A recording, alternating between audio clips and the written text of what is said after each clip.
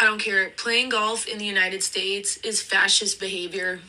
Using up all the water, using up all the land, getting fucked up with your bros to talk business.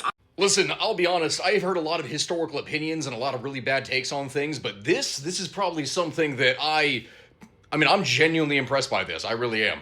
First off, as just a general statement, it is something that absolutely bothers me when anyone doesn't like something, so therefore they utilize fascism as just a derogatory label in order to try and shame it. When that...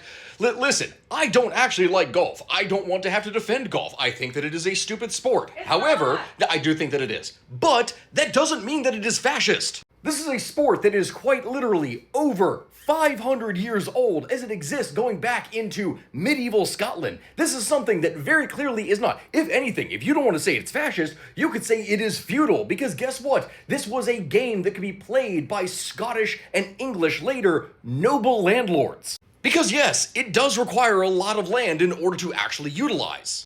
Like, hear me out when I say this. It is very understandable for someone to say that, oh yes, this is a sport that is selfish and it is wasteful. Because yes, I would argue that it is, because it uses a lot of land and a lot of resources in order to make it possible. But simultaneously, that is not what fascism is. That is not even close to the definition of fascism. And if there was something that was, say, a state-organized thing that was seizing the land of people in order to be able to establish golf courses, in order to have a military hierarchy be on it, sure, maybe it could be something that could be incorporated into a fascist state, but that doesn't make golf fascist.